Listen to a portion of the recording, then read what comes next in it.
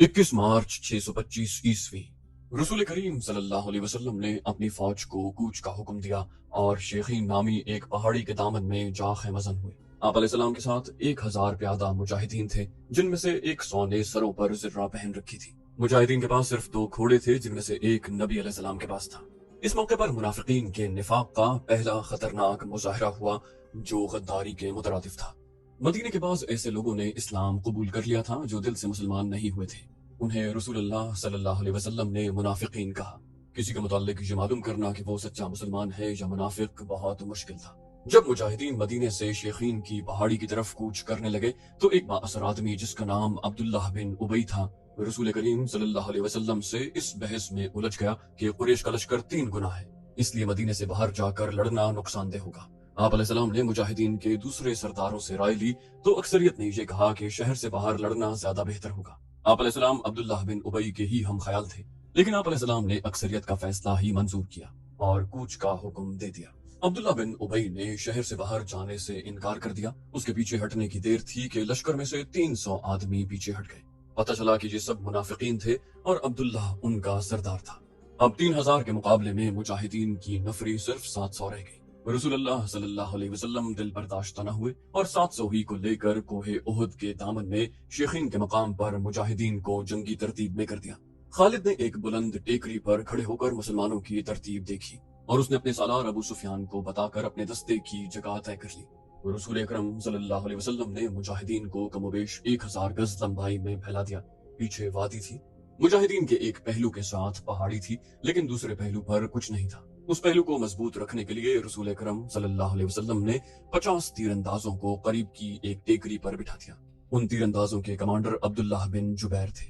रसूल खुदा सल्लल्लाहु अलैहि वसल्लम ने उन्हें हिदायत देते हुए फरमाया, अपनी जिम्मेदारी समझ लो अब्दुल्लाह, अपने अकब को देखो। दुश्मन हमारे अकब में नकलो हरकत कर सकता है, जो हमारे लिए खतरा है। दुश्मन के पास घुड़सवार ज्यादा हैं, वो हमारे पहलू पर घुड़सवारों से हमला कर सकता है। अपने तीरंदाजों को घुड़सवारों पर मरकूज रखो, प्यादों का मुझे कोई डर नहीं।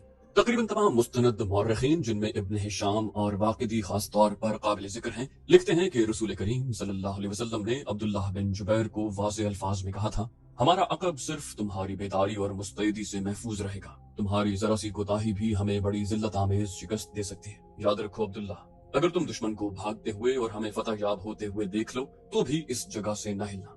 अगर देखो कि हम पर दुश्मन का दबाव बढ़ गया है और तुम्हें हमारी मदद के लिए पहुंचना चाहिए तो भी ये जगह न छोड़ना। पहाड़ी की ये बुलंदी दुश्मन के कब्जे में नहीं जानी चाहिए।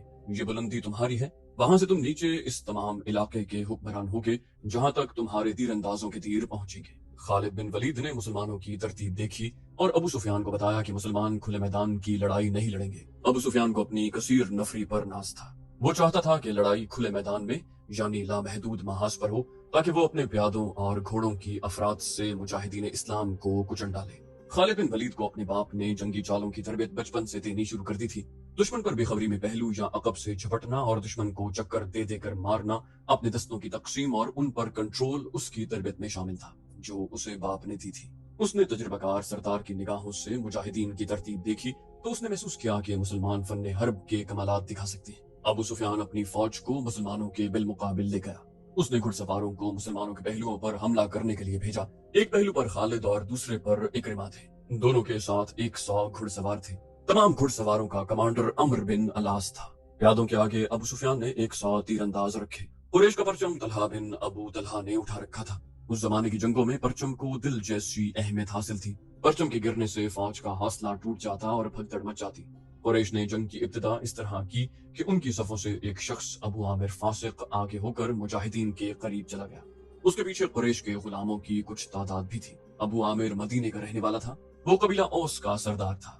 जब रसूल करीम सल्लल्लाहु अलैहि वसल्लम मक्का से हिजरत करके मदीना गए तो अबू आमिर ने कसम खा ली थी कि वो आप अलैहिस्सलाम को और तमाम मुसलमानों को मदीने से निकाल कर दम लेगा। उस पर एक बड़ी ही हसीन यहूदन का और यहूदियों के मालो दौलत का तिलिस्म तारी था। यहूदियों की इस्लाम दुश्मन कार्रवाइयां जमीन दोज होती थी। बज़ाहिर उन्होंने मुसलमानों के साथ दोस्ती और फर्माबरदारी का मुआहिदा कर रखा था। अबू आमिर उन्हीं के हाथ में कठपुतली बना हुआ था, लेकिन उन यहूदियों ने उसे कुरैश का दोस्त बना रखा था। अब मुजाहिदीन कुरैश के खिलाफ लड़ने के लिए मदीना से निकले तो अबू आमिर कुरैश के पास चला गया। उसके कबीला औस के बहुत से आदमी रसूल अकरम सल्लल्लाहु अलैहि वसल्लम के दस्ते मुबारक पर इस्लाम कबूल कर चुके थे। اور وہ قریش کے مقابلے میں سفارہ تھے۔ ابو عامر آگے چلا گیا اور مجاہدین سے بلند آواز سے مخاطب ہوا۔ رسول کریم صلی اللہ علیہ وسلم نے اسے فاسق کا خطاب دیا۔ ابو عامر فاسق نے کہا، قبیلہ اوس کے غیرت مند بہادروں، تم مجھے یقیناً پہچانتے ہو، میں کون ہوں؟ میری بات غور سے سن لو۔ وہ اپنی للکار پوری نہ کر پایا تھا کہ مجاہدین اسلام کی صف سے قبیلہ اوس کے ایک مجاہد کی آواز گرجی، او فاسق بدکار، ہم تیرے نام پر تھوک چکے ہیں۔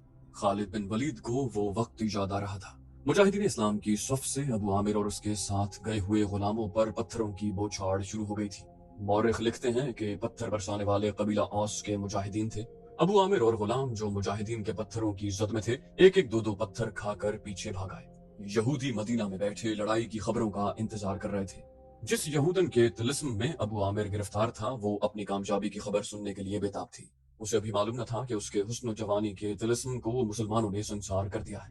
ابو عامر فاسق تھے۔ اس واقعے سے پہلے وہ عورتیں جو قریش کے لشکر کے ساتھ گئی تھیں، لشکر کے درمیان کھڑی ہو کر سریلی آوازوں میں ایسے گیت گا رہی تھی جن میں بدر میں مارے جانے والے قریش کا ذکر ایسے الفاظ میں، ایسی طرز میں کیا گیا تھا کہ سننے والوں کا خون کھولتا اور رونگٹے کھڑے ہو جاتے۔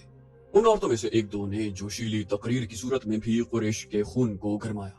عورتوں کو پیچھے چلے جانے کا حکم ملا تو ابو سفیان کی بیوی ہند نے ایک گھوڑے پر سوار ہو کر ایک گیت گانا شروع کر دیا۔ اس کی آواز بلند تھی اور اس میں سوز بھی تھا۔ تاریخ لکھنے والوں نے اس گیت کے پورے اشعار قلم بند نہیں کیے۔ انہوں نے لکھا ہے کہ یہ گیت فحش تھا، جس میں مرد و عورت کے درپردہ تعلقات کا ذکر تھا۔ اشعار جو تاریخ میں آئے ہیں وہ اس طرح ہیں۔ ان میں جس عبد الدار کا نام آتا ہے یہ بنو عبد الدار ہے۔ بنو امیہ اسی کی ایک شاخ تھی۔ بنو عبد الدار قریش کا بہت اونچا خاندان تھا۔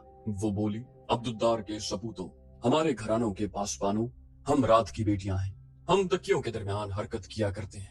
اس حرکت میں لطف اور لذت ہوتی ہے۔ تم دشمن پر چڑھ دوڑے تو ہم تمہیں اپنے سینوں سے لگا لیں گے، تم بھاگ آئے تو ہم تمہارے قریب نہیں آئیں گی۔ اس کے بعد ابو عامر فاسق پر مجاہدین اسلام کی طرف سے سنگباری ہوئی اور اس کے فوراً بعد قریش نے مجاہدین پر تیر پھینکنے شروع کر دیے۔ مجاہدین نے اس کے جواب میں تیر برسائے۔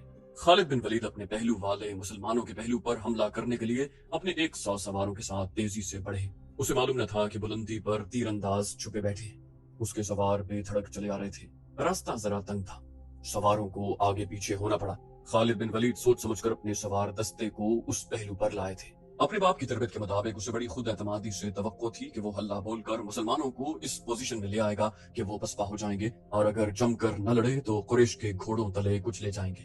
مگر مسلمانوں کے پہلو سے اس کے سوار ابھی دور ہی تھے کہ اوپر سے تیر اندازوں نے اس کے اگلے سواروں کو نہ آگے جانے کے قابل چھوڑا، نہ وہ پیچھے ہٹنے کے قابل رہے۔ ایک ایک سوار کئی تیر کھا کر گرا، اور جن گھوڑوں کو تیر لگے انہوں نے خالد کے سوار دستے کے لیے قیامت بپا کر دی۔ پیچھے والے سواروں نے گھوڑے موڑے اور پسپا ہو گئے۔ ادھر قریش کی عورتوں نے دف اور ڈھولک کی تھاپ پر وہی گیت گانا شروع کر دیا جو ہند نے اکیلے گایا تھا۔ عبد الدار کے سپوتوں، ہم رات کی بیٹیاں ہیں، ہم تم تکیوں کے درمیان۔ مورخ واقعی لکھتا ہے کہ عربی جنگجوؤں کے اس وقت کے رواج کے مطابق ایک ایک جنگجو کے لڑنے کا مرحلہ آیا۔ سب سے پہلے قریش کے پرچم بردار طلحہ بن ابو طلحہ نے آگے جا کر مجاہدین اسلام کو للکارا کہ اس کے مقابلے کے لیے کسی کو آگے بھیجو۔ حضرت علی رضی اللہ عنہ نے تند ہوا کے جھونکے کی طرح آگے آ کر کہا، آ میرے دین کے دشمن، میں آتا ہوں تیرے مقابلے میں۔ طلحہ اپنے قبیلے کا پرچم تھامے تلوار لہراتے ہوئے بفرا ہوا آیا، مگر اس کا وار ہوا کو چیرتا ہوا گزر گیا۔ وہ ابھی سنبھل ہی رہا تھا کہ حضرت علی رضی اللہ عنہ کی تلوار نے اسے ایسا گہرا زخم لگایا کہ پہلے اس کا پرچم گرا، پھر وہ خود گرا۔ قریش کا ایک آدمی دوڑا آیا اور پرچم اٹھا کر پیچھے لے گیا۔ علی رضی اللہ عنہ اسے بھی گرا سکتے تھے، مگر انفرادی مقابلوں میں یہ روا نہ تھا۔ طلحہ کو اٹھا کر پیچھے لے آئے۔ اس کے خاندان کا ایک اور آدمی آگے بڑھا۔ میں انتقام لینے کا پابند ہوں، وہ للکار کر آگے آ گیا، علی آ میری تلوار کی کاٹ دیکھ۔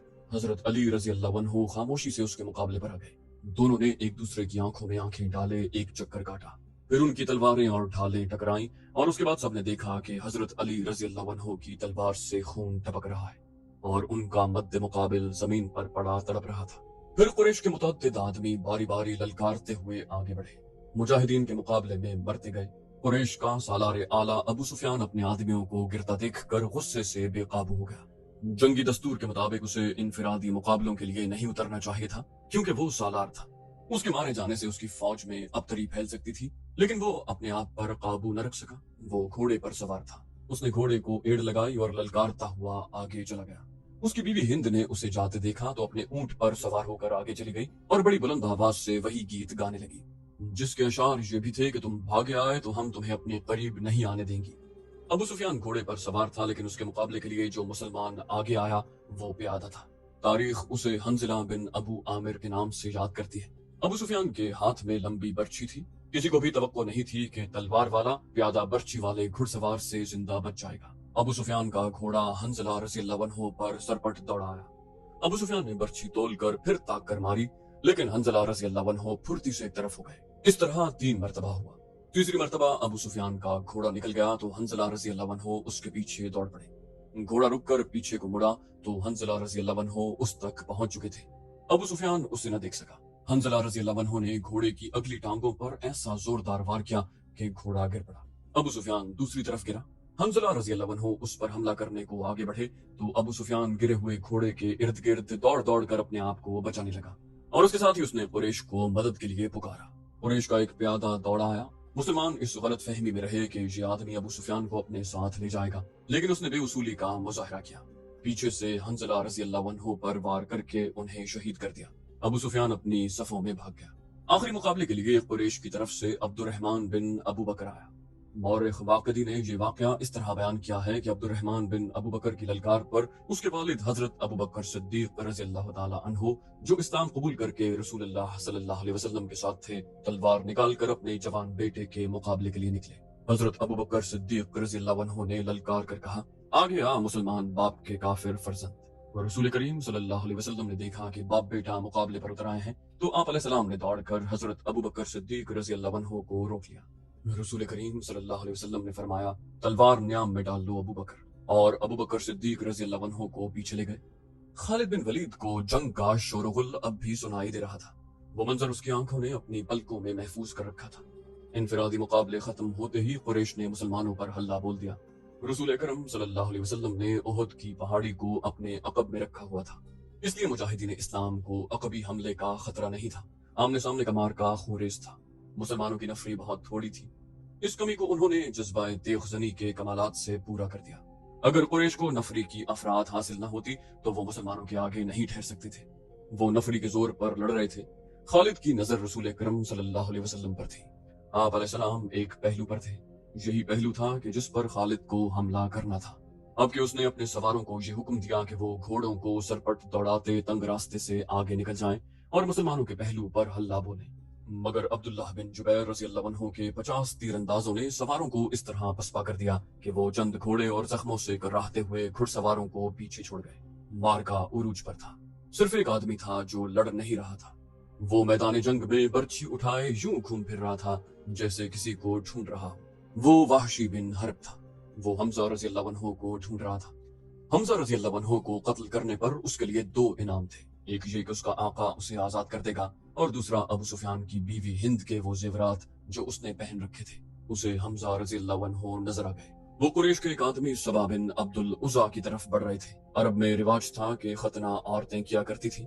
مورخ ابن ہشام کے مطابق اسلام سے پہلے ہی عربوں میں ختنے کا رواج موجود تھا۔ حمزہ رضی اللہ عنہ نے جس سبا کو للکارا تھا اس کی ماں ختنہ کیا کرتی تھی۔ حمزہ رضی اللہ عنہ نے اسے للکارا، ختنہ کرنے والی کے بیٹے ادھر آ اور مجھے آخری بار دیکھ لے۔ سبا بن عبد العزا حمزہ رضی اللہ عنہ کی طرف بڑھا۔ وہ غصے سے اس کا چہرہ لال تھا۔ وہ تلوار اور ڈھال کی لڑائی کا ماہر تھا۔ حمزہ رضی اللہ عنہ بھی کچھ کم نہ تھے۔ دونوں ایک دوسرے کے قریب آئے اور ایک دوسرے پر وار کرنے لگے۔ دونوں کی ڈھالیں وار روک رہی تھیں۔ وہ پینترے بدل بدل کر وار کرتے تھے، لیکن ڈھالیں تلواروں کے راستے میں آ جاتی۔ اس وقت وحشی بن حرب جھکا ہوا آہستہ آہستہ ان کی طرف بڑھ رہا تھا۔ اسے زمین اور جھاڑیوں نے اوٹ دے رکھی تھی۔ حمزہ رضی اللہ عنہ اپنے دشمن کی آنکھوں میں دیکھ رہے تھے۔ سبا کے سوا انہیں کچھ بھی نظر نہیں آ رہا تھا۔ وحشی ان کے قریب پہنچ گیا۔ برچھی نشانے پر پھینکنے کا وہ ماہر تھا۔ وہ اتنا قریب ہو گیا جہاں سے اس کی برچھی خطا نہیں جا سکتی تھی۔ وہ اٹھ کھڑا ہوا اور برچھی کو ہاتھ میں تولا، پھر اسے پھینکنے کی پوزیشن میں لایا۔ حمزہ رضی اللہ عنہ نے سبا پر یک کے بعد دیگرے تیزی سے 2-3 بار کیے۔ آخری بار ایسا پڑا کہ حمزہ رضی اللہ عنہ کی تلوار سبا کے پیٹ میں اتر گئی۔ حمزہ رضی اللہ عنہ نے تلوار اس کے پیٹ سے اس طرح نکالی کہ اس کا پیٹ اور زیادہ پھٹ گیا اور وہ حمزہ رضی اللہ عنہ کے قدموں میں گر پڑا۔ حمزہ رضی اللہ تعالی عنہ ابھی سنبھلے ہی تھے کہ وحشی نے ان پر پوری طاقت سے برچھی پھینکی۔ فاصلہ بہت کم تھا۔ برچھی حمزہ رضی اللہ عنہ کے پیٹ میں اتنی زیادہ اتر گئی کہ اس کی امی حمزہ رضی اللہ تعالی عنہ کی پیٹھ سے آگے نکل گئی۔ حمزہ رضی اللہ تعالی عنہ گرے نہیں، انہوں نے ادھر ادھر دیکھا، انہیں وحشی دکھائی دیا۔ حمزہ رضی اللہ عنہ برچی اپنے جسم میں لیے ہوئے وحشی کی طرف بڑھے۔ وحشی جہاں کھڑا تھا وہیں کھڑا رہا۔ حمزہ رضی اللہ تعالی عنہ 4-5 قدم چل کر گر پڑے۔ وحشی ان کے جسم کو ہلتا جلتا دیکھتا رہا۔ جب جسم کی حرکت بند ہو گئی تو وحشی ان تک آیا، وہ شہید ہو چکے تھے۔ وحشی نے ان کے جسم سے برچھی نکال لی اور چلا گیا۔ اب وہ ہند اور اپنے آقا جبیر بن مطعم کو ڈھونڈنے لگا۔ تو دوستو یہ تھی ہماری آج کی ایپیسوڈ۔ امید کرتے ہیں آپ کو ہماری ایپیسوڈ پسند آئی ہوگی۔ جانے سے پہلے اس ویڈیو کو لائک، شیئر اور کامنٹ کرنا مت بھولیے، اور اگر آپ ہمارے چینل پر نئے ہیں تو اسے سبسکرائب کیجیے اور بیل آئیکن پر کلک کیجیے تاکہ آپ کو تمام ویڈیوز فوراً ملتی رہیں۔ اگلی ویڈیو تک کے لیے اپنا خیال رکھیے۔ اللہ حافظ۔